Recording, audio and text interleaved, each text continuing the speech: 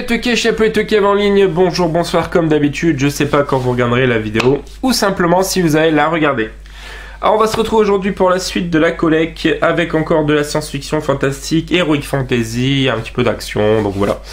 On va commencer sans plus tarder avec le cultissime, et pas souvent cité, film de Ridley Scott, avec Tom Cruise, Mia Sara et Tim Curry dans le personnage du diable qui est génialissime.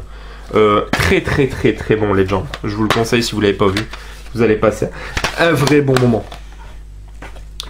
Le petit chef-d'œuvre de John Boorman, Excalibur, qui est vraiment excellent, avec Nigel Terry et Helen Mirren.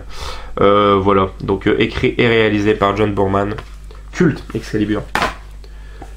Culte aussi pour moi de Roland Emmerich, Stargate, la porte des étoiles, avec Kurt Russell, que j'adore. Je l'ai vu pareil très jeune.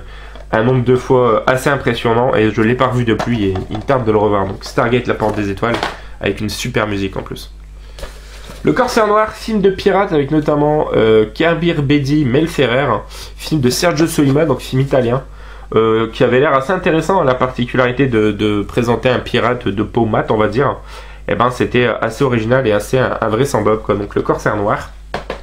Lady Hawk, un film que Chris vénère énormément, de Richard Donner, donc avec Matthew Broderick, Rutger Hauer et Michelle Pfeiffer.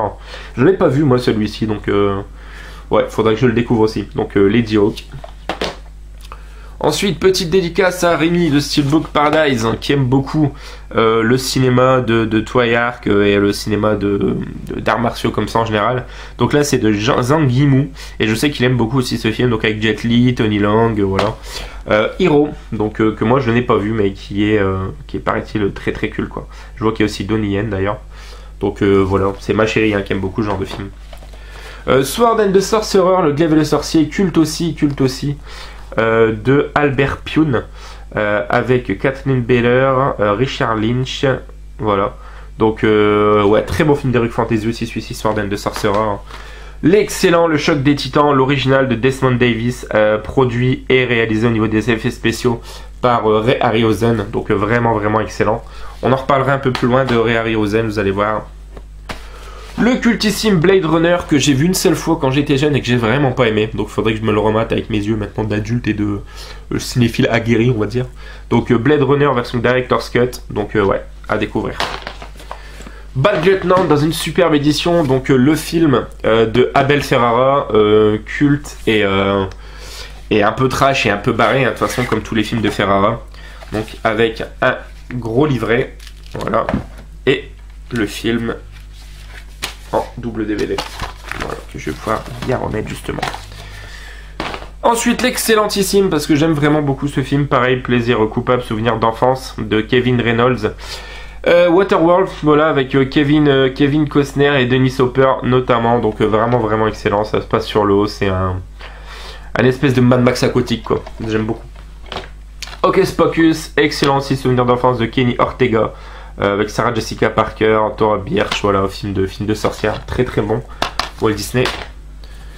Hammer of Gods, alors pas vu mais c'est le genre de film qu'aime beaucoup aussi ma chérie, donc c'est avec des vikings, c'est un film de massacre, bien violent et tout, ça a l'air bien barré. Abyss, cultissime, film de James Cameron, un de mes préférés, j'aime beaucoup Abyss, donc voilà, dans une édition double DVD.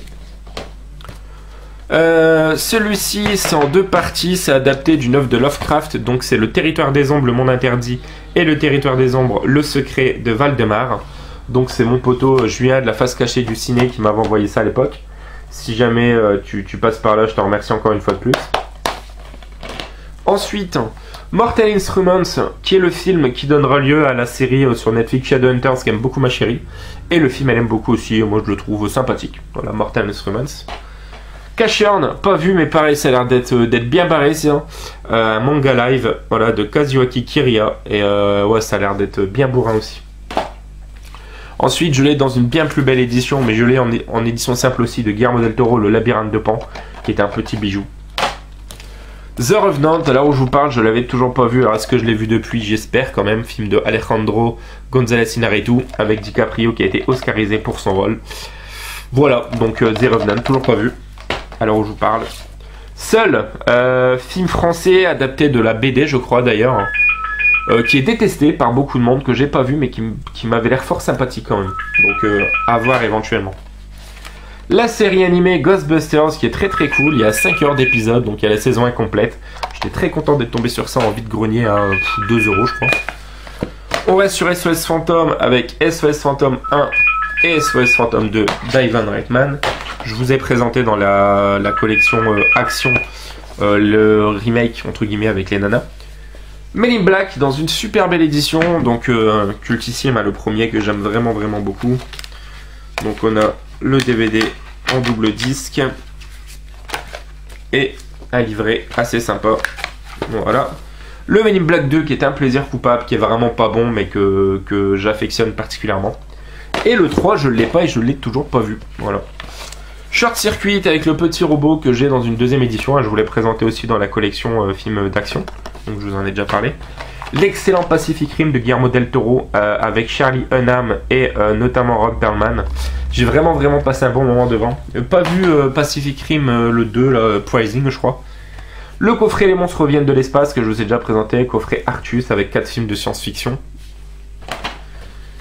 Quelques films aussi d'Heroic Fantasy, donc Dragon Sword avec notamment Michael Clark Duncan, Patrick Swayze, Val Kilmer, donc gros casting.